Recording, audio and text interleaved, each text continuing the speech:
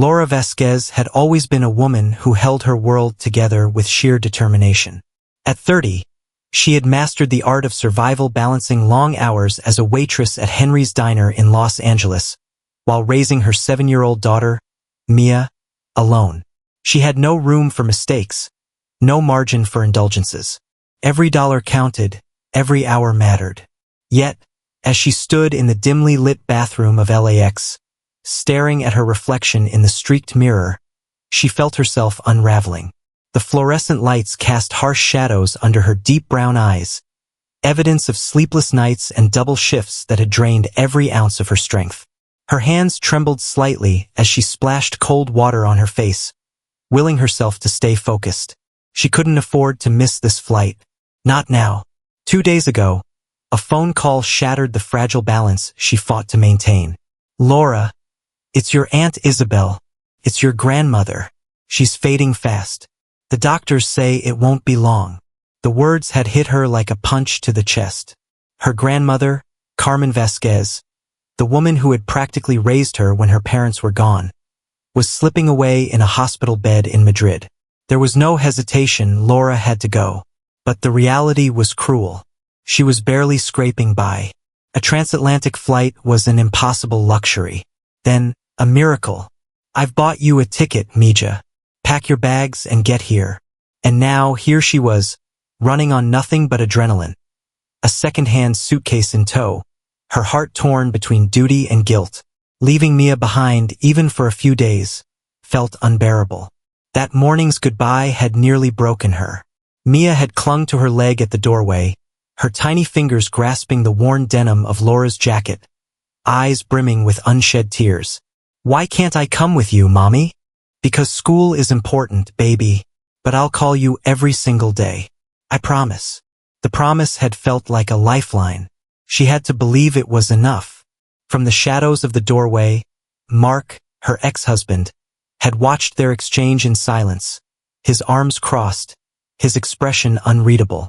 Their divorce 2 years ago had left deep scars. And though things were civil now, the unspoken tension between them was always present. "I'll take good care of her," he had finally said stiffly, as if the words were foreign on his tongue. Just as she had nodded in response, the airport loudspeaker crackled overhead. "Final boarding call for Flight 572 to Madrid." A sharp reminder that time was up. With a deep breath, Laura grabbed her bag and rushed through the terminal, her sensible black flats slapping against the polished floor. She weaved through the crowd, murmuring apologies as she bumped into hurried travelers. Her heart pounded as she reached the gate just as the airline attendant was preparing to close the door. "Wait, please," she called, breathless, waving her boarding pass. The attendant's initial frown softened at the sight of her obvious distress. A moment later, the scanner beeped, the door reopened, and Laura was ushered through. "Hurry along, dear. You're in seat 21B. As she stumbled onto the jet bridge, her mind was racing. Madrid. Her grandmother, Mia, Mark, the ever-growing weight of it all pressed down on her shoulders. But what Laura didn't know, what she couldn't have known, was that the man sitting next to her on that flight was about to change everything. Some stories begin with a plan. Others start with fate. And fate had just taken its seat beside her. Laura's legs still trembled as she stepped onto the plane, her breath coming in short, uneven gasps. The familiar scent of recycled cabin air, coffee hints, and the faint musk of leather seats filled her lungs. She forced herself to focus, scanning the overhead compartments for space. Row 21. Seat B. She made her way down the narrow aisle, muttering apologies each time her bag brushed against a seated passenger. When she reached her row, she hesitated for half a second.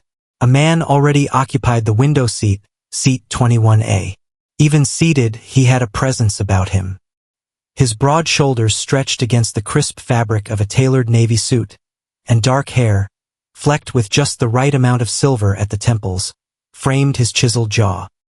His posture was relaxed yet poised, his long fingers idly turning the pages of a leather-bound book. For a brief moment, Laura was too stunned to move. He wasn't just attractive, He looked like he had walked straight out of one of those old Hollywood films her grandmother used to love. Sophisticated, self-assured, untouchable, the kind of man who had probably never sprinted through an airport in disarray. Then, as if sensing her presence, he glanced up, piercing green eyes, the kind that could make you forget whatever you were supposed to be doing. His gaze flickered over her face, taking in the exhaustion, the stress, the barely contained panic still lingering in her features. Then, without a word, he stood in one smooth motion and effortlessly lifted her bag into the overhead compartment. "Please allow me." His voice had a faint British lilt, warm and deep, like a storyteller unraveling the beginning of a tale. Their fingers brushed for a split second as he adjusted the strap of her suitcase. An unexplainable current shot through Laura's tired body, startling her. "Thank you," she managed, sliding into her seat. She suddenly became acutely aware of herself. Her faded jeans, slightly wrinkled sweater, and the way she smelled faintly of diner coffee from her last shift. Compared to him, she felt out of place, as if she had mistakenly entered a world where she didn't belong. She glanced at the book resting in his lap, The Great Gatsby. She knew it well. Back when life was simpler, before motherhood, before divorce. She had once been a teacher. This very book had been part of her syllabus. The irony wasn't lost on her. It is a story about wealth, longing, and the illusion of second chances. The plane doors were sealed shut. The hum of the engines grew louder. As the aircraft taxied down the runway, Laura's mind swirled with thoughts of her grandmother, Mia, and everything waiting for her in Madrid. Then the man beside her spoke. "James Carter." He introduced himself with a slight nod. She hesitated before responding. "Laura. Laura Vasquez." She wasn't sure why she felt compelled to say her full name. Maybe it was how he looked at her, like her name mattered. "Pleasure to meet you, Ms. Vasquez." As the plane lifted into the night sky, neither of them realized that this brief exchange, so simple and polite, was the beginning of something neither of them had expected. The cabin lights dimmed as the flight attendants moved through the aisles with their practiced efficiency. The low murmur of passengers chatting, the occasional rustle of a newspaper, and the steady hum of the engines created an oddly soothing atmosphere. Laura shifted in her seat, trying to get comfortable. It had been 7 years since she had last been on a plane, her honeymoon to be exact. That felt like a lifetime ago. Beside her, James remained immersed in his book, his face illuminated by the faint glow of the overhead reading light. There was something calm and composed about him, an air of quiet control. Meanwhile, Laura was anything but calm. Her mind replayed Mia's tearful goodbye, the weight of guilt settling heavily in her chest. Then, there was her grandmother, lying in a hospital bed thousands of miles away, waiting for her. And beneath all of that was the nagging worry about Mark. He had agreed to take care of Mia, but something in his tone had unsettled her. Would he hold this trip against her later? She exhaled slowly, resting her head against the stiff airplane seat. She needed to shut her brain off, even for a moment. But exhaustion had other plans. Her body betrayed her, and her eyelids grew heavier before she could stop it. The engine's rhythmic hum, the cabin's warmth, and the sheer exhaustion of the past few weeks lulled her unconscious. And then, without realizing it, she leaned sideways. Her head came to rest on James Carter's shoulder. For a fleeting moment, she was still semi-aware, enough to know she should move, apologize, but sleep one out. And James? At first, he stiffened. It had been years since anyone had leaned on him like this, since anyone had trusted him enough to let their guard down completely. He glanced down at her, taking in the exhaustion still etched on her face, the way her breathing had finally evened out. Then, something unexpected happened. He relaxed. Carefully, as if afraid to wake her, he shifted slightly, adjusting just enough so that her head rested more comfortably against him. And then, without thinking, he reached for his jacket, draping it lightly over her shoulders when he noticed her arms had begun to tremble from the cool cabin air. Somewhere in the back of his mind, a voice reminded him that this was unusual, that he was a man who operated on calculated decisions and control, not spontaneous gestures. Yet he didn't move her. He simply sat there, allowing her to sleep, making a silent decision to let fate take its course. As the night stretched on and the planes soared over the Atlantic, neither knew that this simple moment of vulnerability, a stranger's head resting on a shoulder, was about to set off a chain of events that would change their lives forever. The rhythmic hum of the engines, the dim glow of cabin lights, and the faint murmur of passengers created an almost dreamlike atmosphere. James Carter, a man accustomed to control and calculated decisions, found himself in an unfamiliar situation, sitting perfectly still while a stranger rested her head against his shoulder. Laura Vasquez had fallen into a deep, exhausted sleep, her breathing steady, her features finally free of the tension she had carried when she first boarded. James glanced down, studying her face for a brief moment. The way her dark lashes rested against her cheeks, the faint worry lines hinting at stress she was too young to bear, and the way she unconsciously pulled his suit tighter around her made him feel something unexpected. Protective, concerned, curious, and perhaps, if he was being sincere, something else. He had spent years in boardrooms and private jets, surrounded by people who either wanted something from him or feared him too much to treat him as just another person. But here was a woman who had no idea who he was, no pretense, no expectations, just exhaustion and the vulnerability of someone fighting too hard for too long. James let out a slow breath and signaled a passing flight attendant, a woman who immediately recognized him. "Mr. Carter, can I get you anything?" she asked hushedly. "Yes, hold off on the meal service for her," he murmured, nodding toward Laura. "She needs the rest." The flight attendant's gaze flickered to the sleeping woman and back to James. A knowing smile crossed her lips, but she simply nodded. "Of course, sir." He should have gone back to reading, but he didn't. Instead, he stared out the small oval window, watching the endless darkness of the Atlantic Ocean below. For the first time in a long time, James Carter ignored his schedule, meetings, and the constant notifications buzzing in his pocket. And he let himself just exist in this moment. Laura stirred slightly, her mind fighting the pull of sleep as she became vaguely aware of the warmth beside her. Her subconscious registered the faint scent of sandalwood and clean linen, distinctly masculine yet refined. Then, suddenly, a sharp jolt. The plane hit turbulence, sending a tremor through the cabin. Laura's eyes snapped open. She instantly felt the firm, steady presence beneath her cheek, the unmistakable realization that she had been sleeping against someone who was very much not a pillow. Her heart pounded in mortification as she jerked upright, her hands gripping the armrests, her cheeks burning hot as she realized what had happened. "Oh my God! I'm so sorry," she blurted, her voice hoarse from sleep. James turned to her, completely unfazed. "No need to apologize," he said quickly, his lips tilting into a half-smile. "You needed the rest." Laura blinked, disoriented.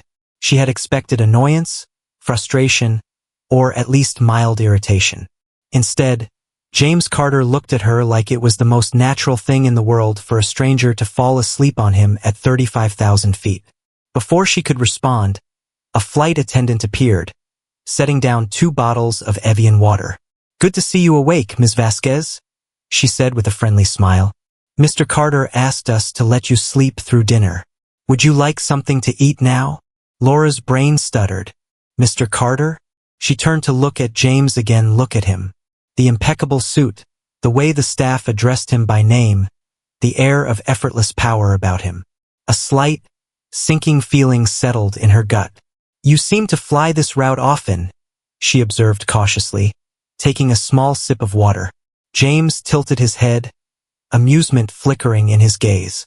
"London to New York and back more times than I can count," he admitted. "Though usually, I'm in a different section of the plane." A soft realization dawned in Laura's mind. First class. He wasn't supposed to be here, so why was he? But before she could ask, James smoothly changed the subject. "So," he said, resting his forearm on the armrest between them. "Who's waiting for you in Madrid?" Laura hesitated, surprised by how easily the words almost came out. Why did she feel like she could tell him? And before she could stop herself, she did. Laura wasn't sure if it was the exhaustion, the altitude, or how James Carter looked at her like she mattered, but she found herself telling him everything. Her grandmother, Carmen, the woman who raised her when her parents died, the only real home she had ever known. Mia, her daughter, it was the best thing that had ever happened to her. Mark, her ex-husband, the man who once loved her but now barely tolerated her. The one she had left behind in Los Angeles, trusting him with their daughter despite the uneasy feeling in her chest. And as she spoke, James listened, not just out of politeness, but genuinely listened in a way Laura hadn't experienced in years. "Your daughter sounds incredible," he said warmly when she showed him a picture of Mia's latest school art project on her phone. "She has your smile." A familiar pang of guilt settled in Laura's chest. "She wanted to come with me," she admitted, staring at the tiny screen. "But school and Mark and everything." She trailed off, blinking quickly. James was silent for a moment before softly saying, "This is the first time you've been away from her, isn't it?"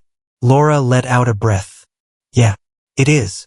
Something was understanding in his gaze, making her feel seen in a way she hadn't in a long time. "How long will you be in Madrid?" James asked. Laura swallowed hard. "I don't know. It depends on my grandmother." She hadn't meant to say it, but suddenly, tears flowed. James reached into his suit jacket without hesitation and pulled out something small. A white handkerchief. Laura let out a surprised laugh despite the tears threatening to spill. "Who even carries these anymore?"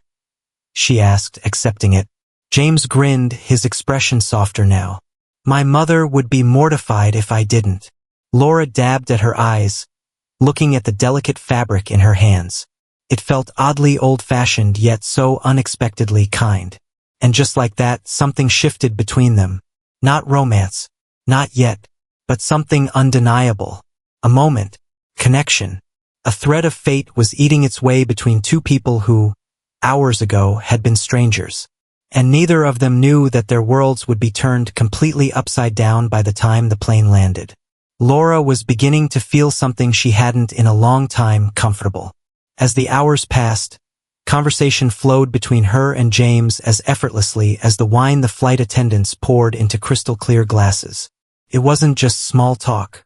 It wasn't the kind of polite, meaningless chatter that filled the space between strangers on long flights. It was real. James spoke about his childhood in London, his mother's strict yet loving influence, and the pressure of taking over his family's multinational investment firm, Carter Global Holdings. He almost reluctantly admitted that while he had built an empire that stretched across continents, he often felt as though he had no real home. "I spend so much time in the air, I barely remember what it's like to stay in one place," he had confessed, swirling the last sip of his wine in his glass. Laura, in return, spoke about Mia, her grandmother, and the weight of responsibility she carried alone. "Sometimes, I feel like I'm one step away from everything falling apart," she admitted softly. James had looked at her then, not with pity, but with understanding. "And yet, you're still standing," he had said simply. And for some reason, those words stuck with her. Laura found herself watching him, studying the way his fingers drummed absent-mindedly against his book cover, how he seemed utterly unbothered by the chaos of the world outside this cabin. He exuded control, power, and quiet confidence. Yet something told her that there was something lonely about him underneath it all. The overhead speakers crackled to life as she was about to ask him about it. "Ladies and gentlemen, we are beginning our descent into Madrid-Barajas Airport. Please ensure your seatbelts are fastened and tray tables are upright." Laura let out a slow breath, bracing herself. Madrid meant reality. Her grandmother, her family, and everything was waiting for her on the other side of this flight. She turned back to James, but he was looking at his phone now, his brows furrowing slightly at something on the screen. He barely blinked before pressing the power button and sliding it back into his suit pocket. "Everything okay?" she asked. He hesitated for a second, just a second, before offering her a small, reassuring smile. "Just a few work emails," he said lightly. "Nothing that can't wait." What he didn't tell her, what she couldn't possibly know yet, was that his PR team had just sent him an urgent message. A photo of him and Laura had just been uploaded to a high-profile social media account, and within minutes, it was already spreading like wildfire. The plane landed smoothly, rolling to a gentle stop at the gate. Passengers around them stirred, stretching, yawning, and gathering their belongings. Laura exhaled, running a hand through her hair before glancing at James. He had already stood up, effortlessly retrieving her suitcase from the overhead compartment without a word. "Thank you," she said, slightly flustered at how quickly he moved. "Least I can do," he replied, handing it to her with a faint smile. They stepped into the bustling Madrid terminal, the scent of espresso and the low murmur of Spanish conversation filling the air. Laura barely had time to process her surroundings before her phone buzzed violently in her pocket. Her heart dropped. "Aunt Isabel." She fumbled to answer. "Tia, I'm here." "Laura, where are you?" "Your grandmother is asking for you." Isabel's voice was urgent, breathless. "I'm on my way. I just landed. Come straight to the hospital, Carino. There's no time." Laura's stomach twisted. She turned, ready to sprint toward the exit, but James stepped in front of her before she could move. "Let me take you," he said. She blinked, caught off guard. "James, that's not necessary." "Please," he interrupted, his voice firm but kind. "My driver is waiting just outside. It'll be faster." Laura hesitated for half a second too long, before nodding. They weaved through the crowd, exiting the VIP arrival doors, where a sleek black Mercedes-Benz was already idling at the curb. A driver in a crisp suit stepped forward to open the door. Laura barely had time to register the luxury of it all before she was inside, clutching her phone, her mind racing. James settled beside her, giving a quick nod to the driver. "Hospital Gregorio Marañón." Quickly, the car lurched forward, slicing through Madrid streets as Laura's pulse pounded. But she was too distracted to notice how James kept glancing at his phone.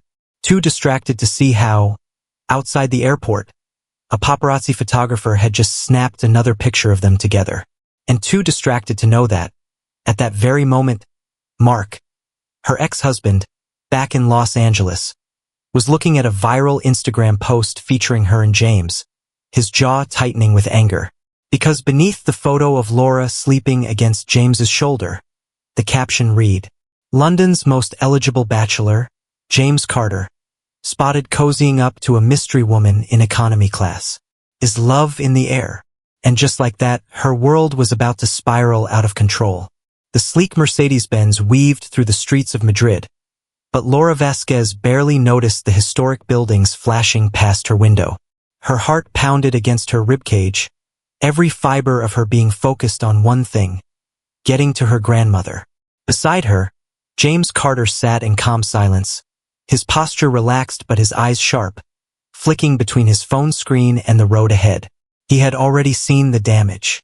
The photo of them together, Laura asleep against his shoulder, his suit jacket draped over her, was everywhere. News outlets, gossip pages, Twitter and Instagram. And the comments? Brutal. "Who's the gold digger? Looks like another waitress trying to land a billionaire. James Carter in economy class? Must be in love. She looks exhausted. Maybe she's running from something." James's jaw tightened as he scrolled, his irritation growing. He had seen this before: sensational headlines, invasive speculation. But Laura? She had no idea what was coming. Her fingers clutched the fabric of her jeans, knuckles white. She kept glancing at her phone, praying for another update from Aunt Isabel. And then, as if on cue, the phone buzzed violently. Her stomach twisted when she saw the caller ID. Mark. For a split second, she debated ignoring it. But the moment she answered, his furious voice filled the car. "Laura, what the hell is going on?" She winced, pulling the phone away from her ear. "Mark, I don't have time for this." "You don't have time?" he snapped. "Well, you'd better make time, because I just got a call from Mia's school. Some of the other parents saw the picture of you and your new boyfriend on Instagram. You know what that means?" Laura felt the blood drain from her face. What are you talking about?" "It means Mark seethed. Our daughter came home crying because someone's mom asked her if her mother was running off to Europe with a billionaire. Laura's breath caught in her throat. No, she whispered. Not Mia. Not her baby. She had been so careful. She had done everything she could to ensure Mia never got caught up in her messy adult problems. Mark, please. No, Laura, you listen to me. His voice was dangerously low now. I want answers. Who is this guy? And why is our family name suddenly all over the internet? She could barely form a coherent thought, her mind spinning. It's not what it looks like, she managed. I met him on the plane. That's it. That's it. Mark scoffed. Then why does it look like you're on a romantic getaway with a billionaire? Sitting in stoic silence, James suddenly shifted, his voice cutting through the tension. Would you like me to speak to him? Laura's head snapped toward him. What? Mark must have heard because his voice darkened instantly. Is that him? Jesus Christ, Laura. Mark, I have to go. I'll fix this. She interrupted, her voice tight with panic. You'd better, he hissed. Because if this nonsense affects Mia again, we're going to have a serious conversation about custody. Laura froze. Mark never used that word unless he was trying to hurt her. And this time it worked. Her hands trembled as she ended the call, her breathing unsteady. She could feel James watching her, his expression unreadable. Custody? He finally asked. Laura swallowed hard, looking straight ahead. It's nothing, she lied. Mark just overreacts. James didn't look convinced. But before he could press further, the car pulled up from the hospital entrance. Without another word, Laura pushed the door open and ran inside. And James? He stayed behind, watching her disappear through the sliding glass doors, his mind racing. He had previously handled multi-billion-dollar mergers, taken down corporate rivals, and navigated media storms. But this was personal. And for the first time in a long time, he wasn't sure what to do. The hospital smelled of disinfectant and old air, the fluorescent lights flickering slightly overhead. Laura ran down the long hallway, her pulse hammering in her ears. When she reached the room, Aunt Isabel stood just outside, her face tight with exhaustion. She's still holding on, Isabel said softly, reaching for Laura's hand. She's been asking for you.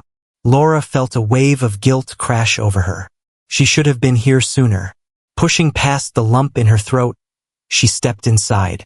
Her grandmother lay in the hospital bed, her frail body barely making an imprint against the white sheets. But when her eyes fluttered open, they landed directly on Laura. And then a smile. "Mi pajarito," Carmen whispered. "My little bird." Tears blurred Laura's vision as she rushed to her bedside, taking her grandmother's cold hands in hers. "I'm here," she choked out. "I'm here, Abuela." For a moment it was just the two of them.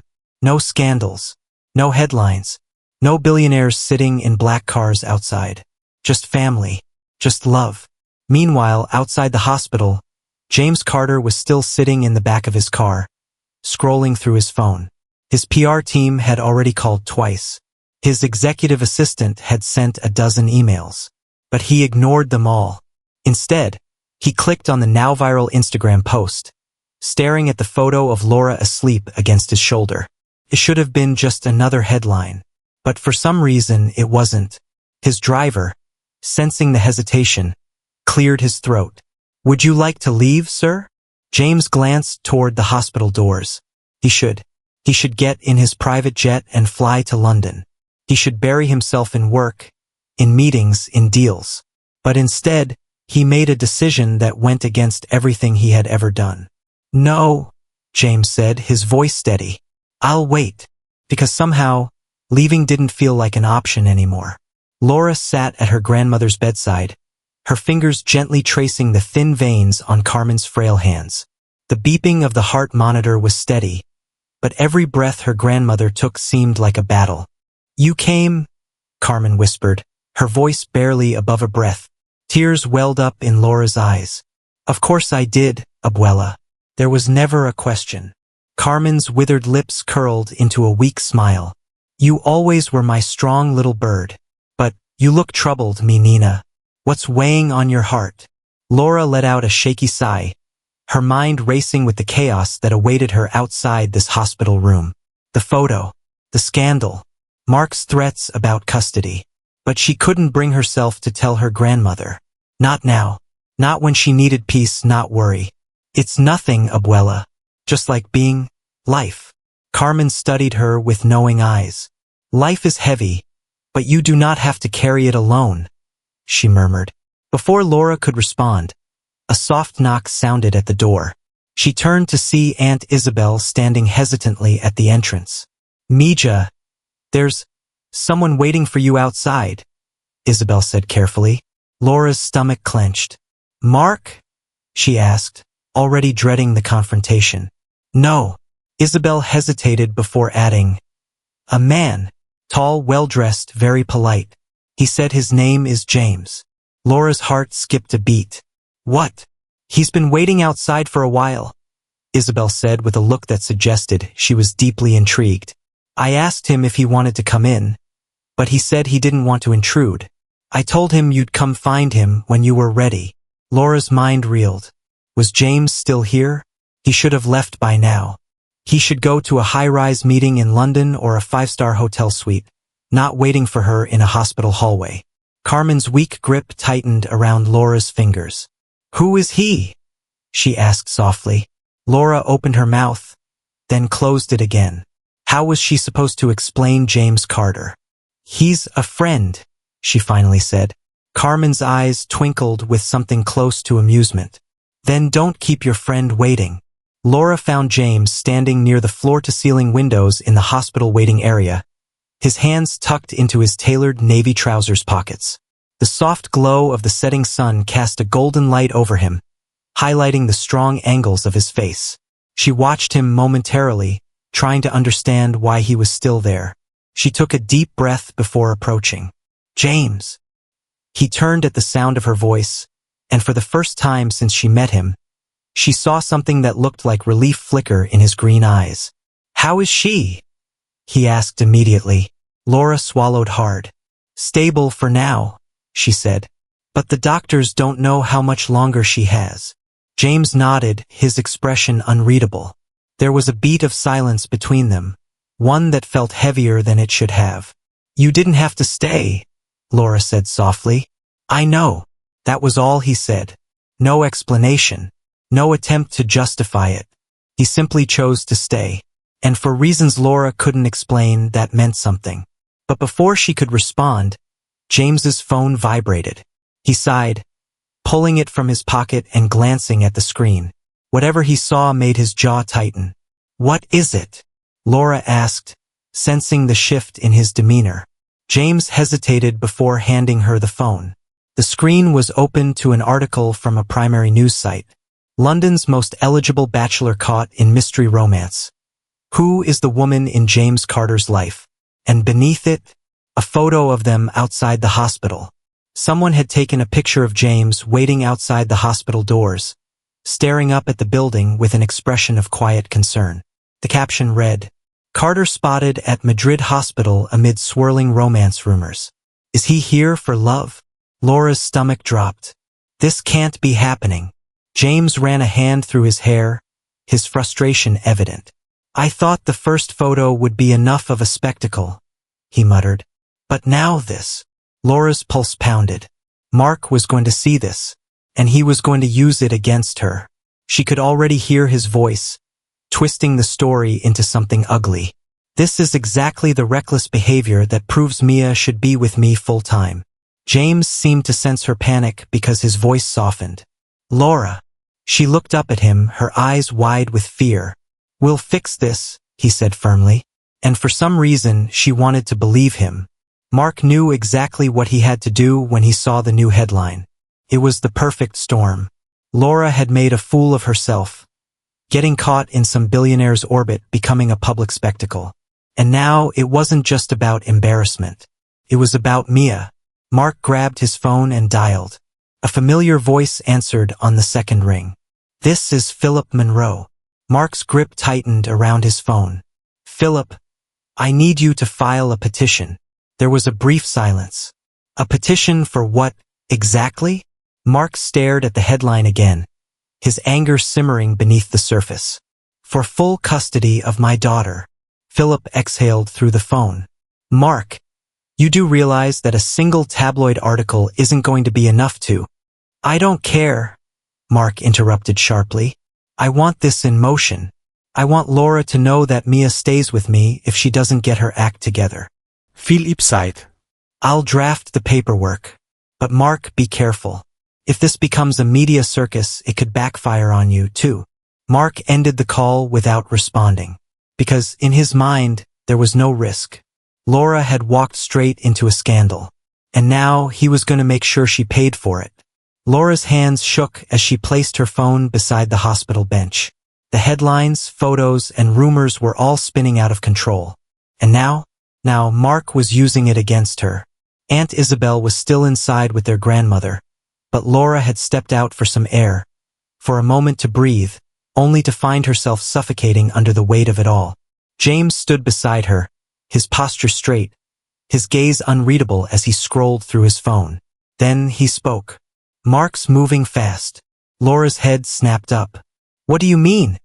She asked, her throat tight. James turned the screen toward her. It was an email from his legal team. James, we've been contacted by a lawyer named Philip Monroe regarding a potential custody suit against Laura Vasquez. He's requesting any information that might be relevant to his client's case. Please advise on how you wish to proceed. Laura felt her heart stop. No, she whispered. He wouldn't. James studied her, his sharp green eyes filled with something unreadable. He would, he said simply. And he is. Laura sank onto the bench, pressing her hands against her face. Oh my God, this wasn't happening. It wasn't just an empty threat. Mark was doing this. He was trying to take Mia away. James took a deep breath, his mind working faster than ever. He had seen this before, legal tactics designed to punish, to control, to force a woman into submission. And he wasn't going to let it happen. Laura. She lifted her head, her eyes shining with fear and frustration. We need to act first, James said, his voice steady. You need the best legal team now. Laura blinked, overwhelmed. James, I can't afford. I'm handling it. She froze. No, James, I can't let you. Laura. His voice lowered, firm but gentle. I know what Mark is trying to do. He's building a case based on nothing but gossip and speculation. But in court, perception is reality. We have to shut this down before it escalates. Laura stared at him, her pulse racing. But why? She whispered. Why was he doing this for her? Why was he fighting for her like this? James held her gaze, and his voice was calm but unwavering when he spoke. Because this isn't just about you, Laura. It's about Mia. And I don't stand by while a child is used as a pawn. The conviction in his words made her chest tighten. Because for the first time since this nightmare had begun, she didn't feel alone. And somehow that meant everything. The following day, the chaos exploded further. Laura woke to her phone buzzing nonstop. Text messages, missed calls, notifications flooding her screen. And then she saw it. A headline that made her heart stop. James Carter breaks silence on rumored romance. I will not stand by and let this woman be attacked. Her hands trembled as she clicked the article. Madrid, Spain. After days of speculation, billionaire James Carter has addressed the media storm surrounding his connection to Laura Vasquez, a single mother from Los Angeles. The CEO of Carter Global Holdings, known for his private nature, issued a rare public statement defending Vasquez against what he calls unwarranted and irresponsible accusations. Ms. Vasquez is a hardworking mother and a devoted daughter who has done nothing to deserve this scrutiny. The recent media coverage has affected her and her child, which is unacceptable. I will not stand by while a woman is vilified for simply being seen in my presence. The statement, released early this morning, has sent shockwaves through the media world, with many speculating on the true nature of Carter and Vasquez's relationship. Laura's pulse pounded in her ears. Oh my God! She barely had time to process before her phone rang again. It was Mark. She hesitated, then answered. Mark, what the hell is going on, Laura? You had James Carter issue a damn statement about you? His voice was sharp and furious, but something else underneath it was panic. Laura swallowed hard, forcing herself to stand tall. I didn't ask him to do this, Mark. Then why the hell would he? She closed her eyes, knowing the answer even before she said it. Because he gives a damn. Silence. For the first time, Mark had nothing to say. And for the first time, Laura felt like she had the upper hand. She wasn't going to lose Mia. She wasn't going to be bullied into silence. And with James Carter standing beside her, she knew one thing for sure. This fight wasn't over. It was just beginning.